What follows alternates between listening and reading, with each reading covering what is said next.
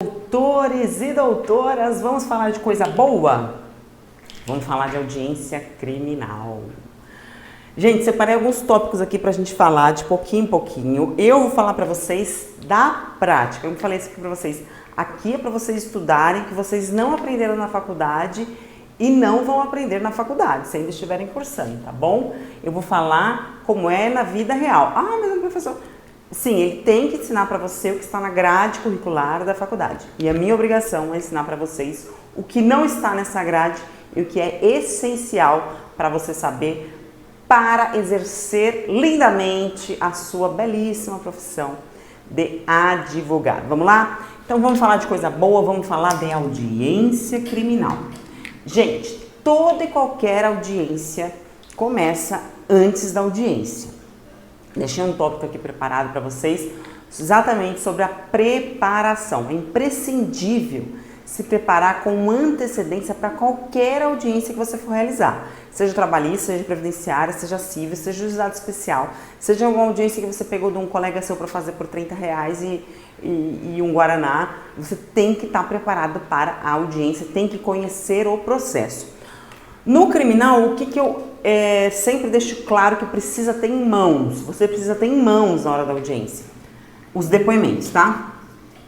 Depoimentos que foram prestados e a denúncia. Tem que estar essencialmente na mão do advogado. Ah, mas o processo vai estar lá. Vai estar lá, vai estar rodando pela sala. Ele não vai ficar parado na sua mão. Notadamente, ele vai ficar na mão do juiz. Aí você vai ter que pedir para o juiz... Você tem que ter aquilo na mão para saber a pergunta que você vai fazer. O juiz vai falar, doutora, tá com a palavra, faz essa pergunta para a testemunha. Você vai falar, só um minutinho, me dá o processo aí que eu vou ver. Não, tem que estar preparado. Tem que preparar as perguntas que você vai fazer. Inclusive tem uma frase do Piero Calamandrei que ele fala o seguinte, que o advogado tem que perguntar de uma forma tão sutil que o juiz vá pensar que ele mesmo que descobriu os elementos e não o advogado é que trouxe os elementos, tem que ser sutil. Então, da preparação, você também já pode começar preparando as perguntas que serão realizadas para as testemunhas, para a vítima, para o réu, para os policiais, né, que estão aqui inclusos em testemunhas de acusação, que são arrolados pela acusação. Então, preparem com antecedência. E outra coisa, as perguntas têm que fazer parte de um contexto fático daquilo que você quer provar. Pelo amor de Deus, não me faça pergunta direta. Se a tese for legítima defesa, você jamais vai perguntar, senhora agiu em legítima defesa? Não. Por exemplo, legítima defesa em crime passional. O último júri agora que eu fiz. Tem que montar todo um cenário. Como era o relacionamento de vocês dois? Ah, nosso relacionamento era muito difícil. Há quanto tempo vocês terminaram? Ah, foi recentemente, cerca de 30 dias antes do crime. Certo. E ele aceitou bem o término desse relacionamento? Não, ele não aceitou bem o término do relacionamento. Por diversas vezes ele ia atrás de mim. Ah, ele chegou a ir atrás de mais alguém? Sim, foi atrás de pessoas da minha família, foi atrás dos meus amigos, para falar que era um absurdo que eu estava fazendo com ele. Então, quer dizer, você já está montando um cenário de que todos aqueles fatos não poderiam ter um outro resultado senão um embate entre vítima e réu que culminou na legítima defesa, entendeu? A ré tentou desvencilhar-se de uma agressão e aí proferiu contra a suposta vítima disparos de armas de fogo. Então, as perguntas têm que ser feitas de forma sutil e nunca diretas, tá?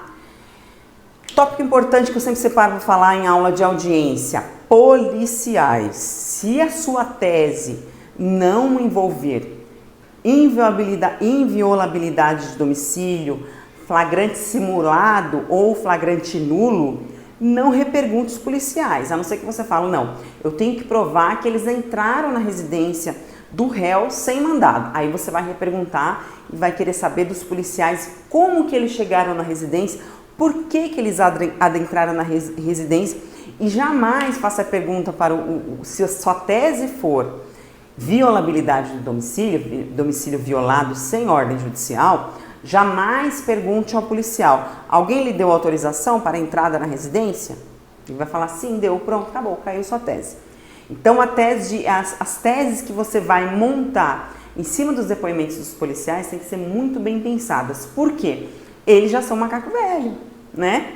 Salvo raras exceções, ele já vem de audiências, então já estão preparados para aquilo. Via de regra, eu não repergunto os policiais, a não ser que a minha tese seja muito forte em algo que aconteceu na seara policial. Fora isso, sem perguntas, dispenso a testemunha. Segue o jogo.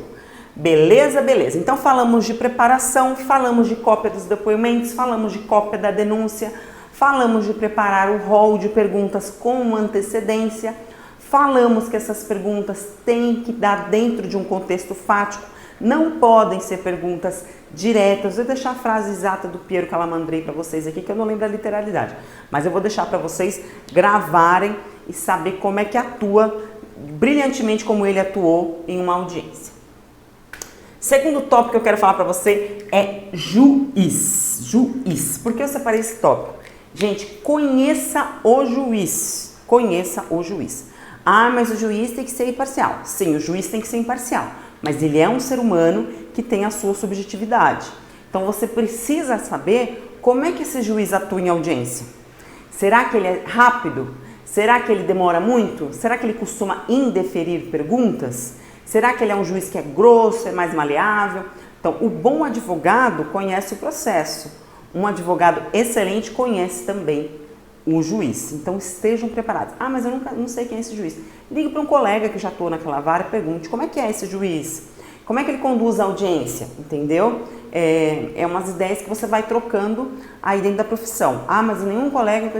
Assista uma audiência antes da sua, um dia antes da sua, uma anterior à sua, para você saber como está até o ânimo do juiz naquele dia. Porque você também tem que estar preparado para o que você vai receber em audiência. Entendeu?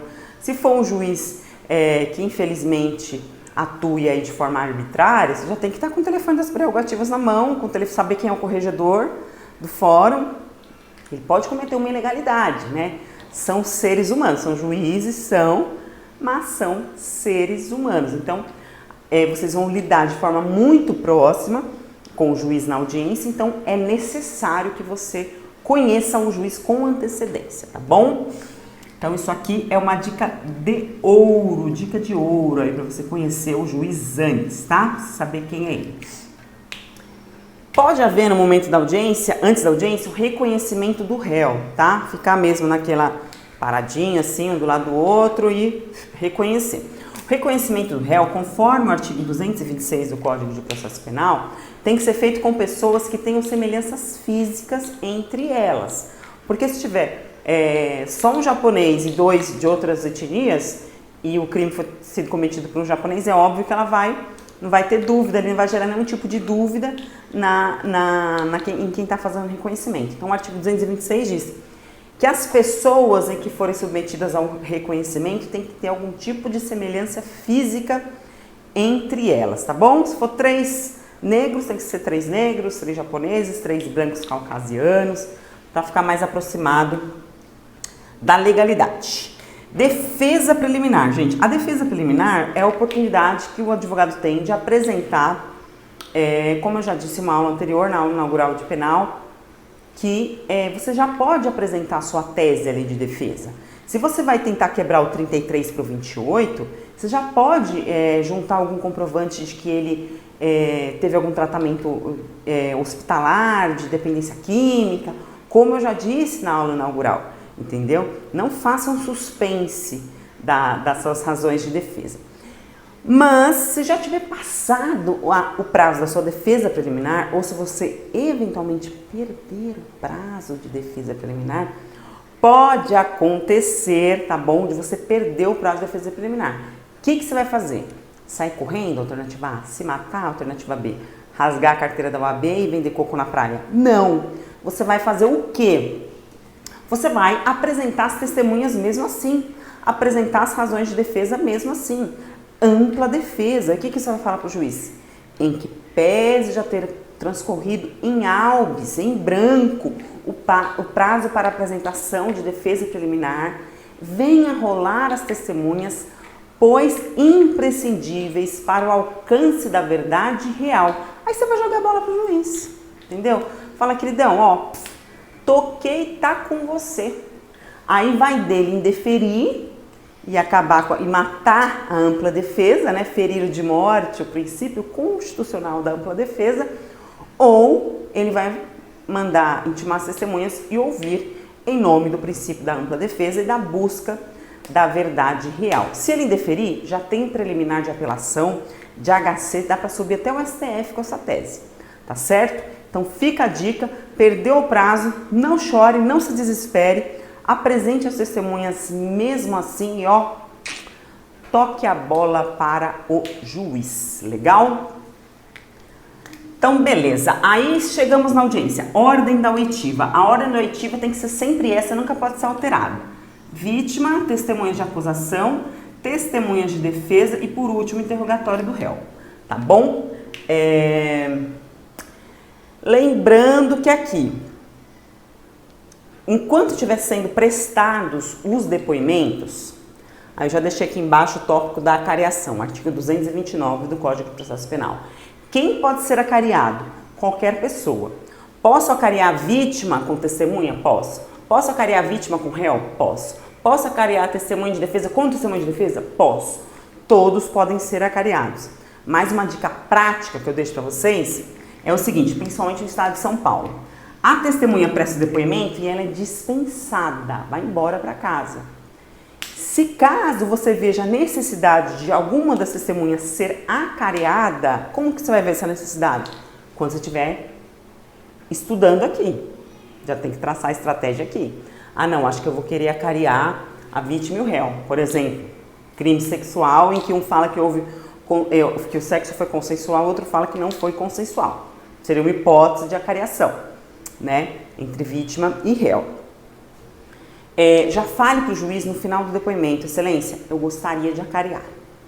Eu vou pedir a gentileza de que a testemunha não deixe o prédio para que a gente possa fazer a acareação no final dos depoimentos. Porque senão o que vai acontecer? Ele vai mandar a testemunha embora, vai acarear? Vai marcar outra data, até você perder o calor da emoção, para tirar a verdade real aqui, para a testemunha se embananar, a vítima, e você ali dar uma deixa que pode ser a diferença na defesa do seu cliente. Então, avisem para o juiz que desejam a acareação, tá? Para que ele não dispense as testemunhas. No final dos depoimentos, ele vai falar, doutor, quem o senhor quer acarear? Ah, não quero acarear mais ninguém. Não quero. Não tem problema, não vai ter nenhum prejuízo. Se no final dos depoimentos você vê que aquela acareação não é mais necessária. Não vai ter prejuízo nenhum. Agora, se você deixar a testemunha embora e ela voltar outro dia, com certeza vai ter muito prejuízo para sua defesa. Então, aí o juiz vai perguntar se você quer acarear, quem você quer acarear e quais os pontos divergentes. Aí você tem que saber responder, tá bom? Beleza, legal. Aqui pode ter esclarecimentos do perito também, né? Se for um caso que precisa de esclarecimentos periciais, mas aí é raro de acontecer, tá? Quero preparar vocês para o dia a dia. E no dia a dia é muito difícil ter esclarecimentos do perito. Porque 90% dos casos vocês vão pegar é tráfico, é um 5.7, né? É um 5.5, a Lei Maria da Penha, são esses crimes mais comuns, corriqueiros, que acontecem em maior quantidade. Pode ter esclarecimentos do perito aqui. Acabou. O último ato é o interrogatório do réu. E aqui tem que ser dada a oportunidade do quê? De uma entrevista reservada com o seu cliente. Uma entrevista reservada com o seu cliente antes dele prestar o interrogatório, tá certo? A maioria dos juízes já fala, doutora, teve a oportunidade de conversar com o seu cliente? Pode conversar com ele de forma reservada, certo? Se o juiz não falar, a maioria dos juízes fala, tá, gente? Porque eles já deixam até consignado em ata. Foi dada a oportunidade do defensor conversar de forma reservada com o réu, de forma a assegurar a ampla defesa. Então, tudo isso é consignado em ata, tá certo? E aí, tem que ter esse direito de entrevista reservada e partimos para o interrogatório do réu. O interrogatório do réu, eu vou fazer uma aula especial sobre isso. Alegações finais também tem uma aula somente de alegações finais. Aguardo vocês na próxima aula. Muito obrigada. Vítima e réu que culminou na legítima defesa, entendeu? A ré tentou desvencilhar-se de uma agressão e aí proferiu contra a suposta vítima disparos de armas de fogo. Então, as perguntas têm que ser feitas de forma sutil e nunca diretas, tá? Tópico importante que eu sempre separo para falar em aula de audiência: policiais. Se a sua tese não envolver inviolabilidade de domicílio, flagrante simulado ou flagrante nulo, não repergunte os policiais, a não ser que você fale, não, eu tenho que provar que eles entraram na residência do réu sem mandado. Aí você vai reperguntar e vai querer saber dos policiais como que eles chegaram na residência, por que que eles adentraram na residência, e jamais faça a pergunta para se a sua tese for violabilidade do domicílio violado sem ordem judicial, jamais pergunte ao policial, alguém lhe deu autorização para a entrada na residência? Ele vai falar, sim, deu, pronto, acabou, caiu sua tese. Então, as teses que você vai montar em cima dos depoimentos dos policiais têm que ser muito bem pensadas. Por quê? Eles já são macaco velho, né? Salvo raras exceções, eles já vêm de audiências, então já estão preparados para aquilo. Via de regra, eu não repergunto os policiais, a não ser que a minha tese seja muito forte em algo que aconteceu na seara policial. Fora isso, sem perguntas, dispenso a testemunha. Segue o jogo. Beleza, beleza. Então falamos de preparação, falamos de cópia dos depoimentos, falamos de cópia da denúncia, falamos de preparar o rol de perguntas com antecedência, falamos que essas perguntas têm que dar dentro de um contexto fático, não podem ser perguntas diretas. Eu vou deixar a frase exata do Piero Calamandrei para vocês aqui, que eu não lembro a literalidade, mas eu vou deixar para vocês gravarem e saber como é que atua brilhantemente, como ele atuou em uma audiência. Segundo tópico que eu quero falar para você é juiz. Juiz. Por que eu separei esse tópico?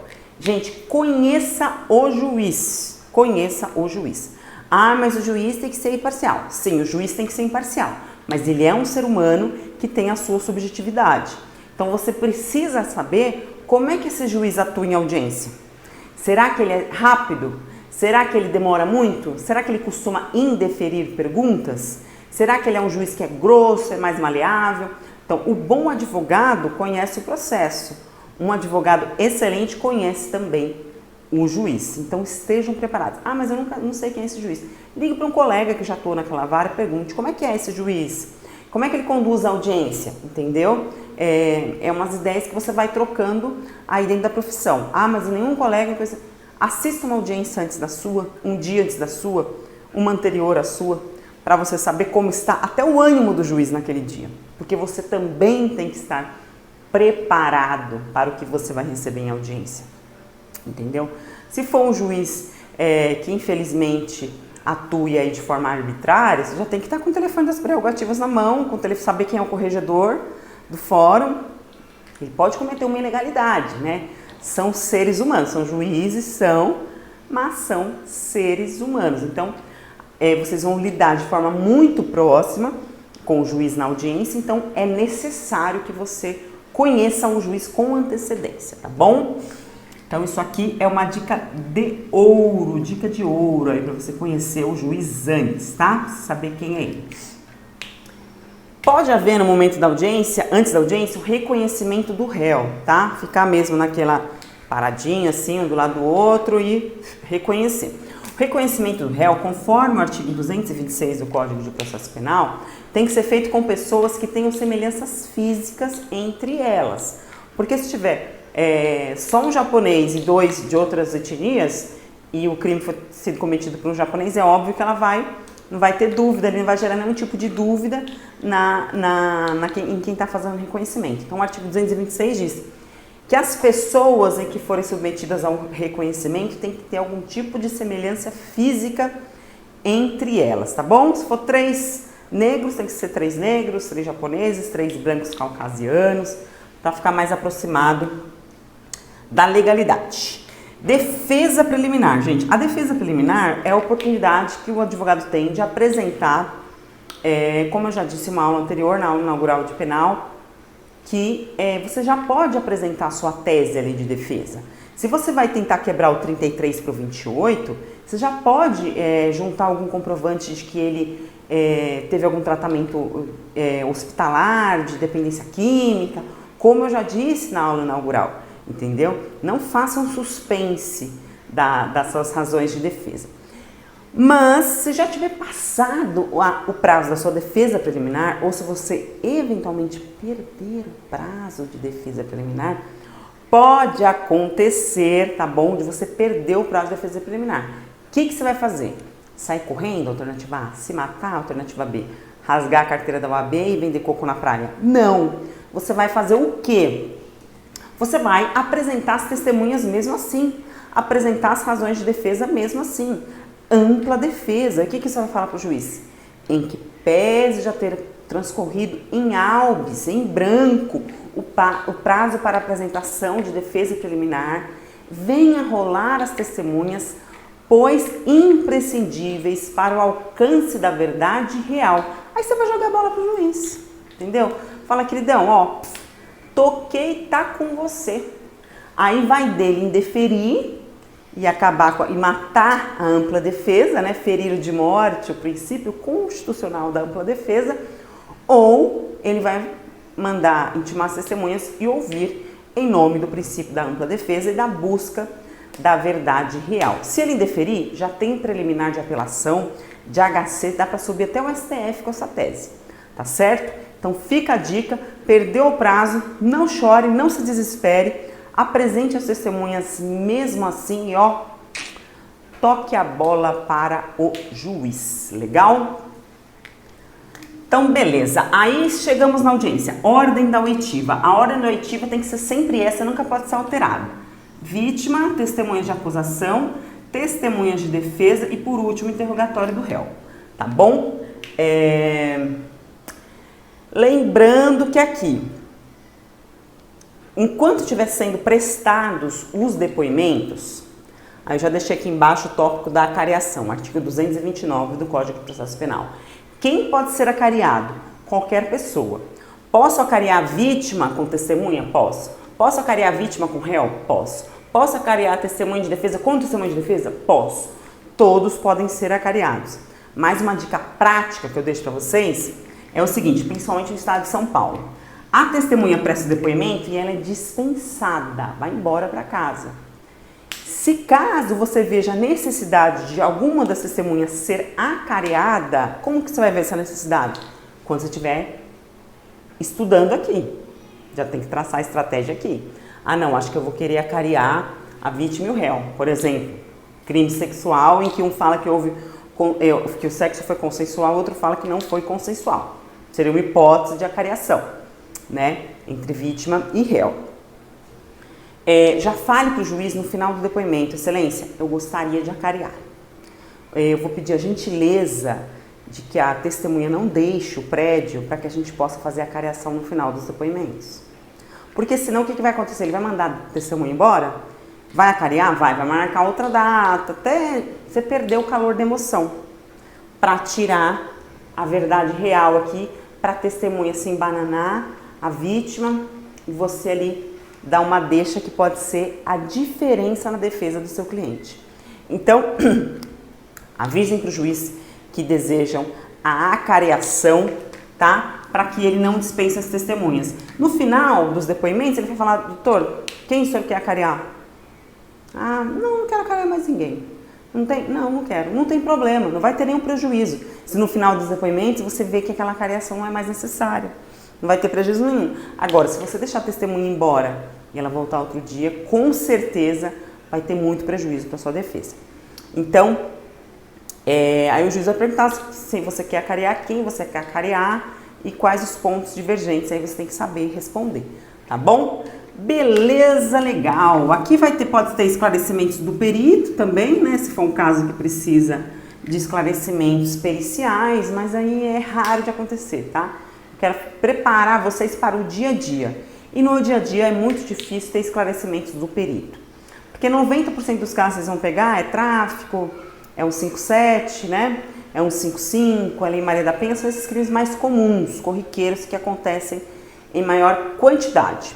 Pode ter esclarecimentos do perito aqui. Acabou. O último ato é o interrogatório do réu. E aqui tem que ser dada a oportunidade do quê? De uma entrevista reservada com o seu cliente. Uma entrevista reservada com o seu cliente antes dele prestar o interrogatório, tá certo? A maioria dos juízes já fala, doutora, teve a oportunidade de conversar com o seu cliente? Pode conversar com ele de forma reservada, certo? Se o juiz não falar, a maioria dos juízes fala, tá, gente? Porque eles já deixam até consignado em ata. Foi dada a oportunidade do defensor conversar de forma reservada com o réu, de forma a assegurar a ampla defesa. Então, tudo isso é consignado em ata, tá certo? E aí, tem que ter esse direito de entrevista reservada e partimos para o interrogatório do réu.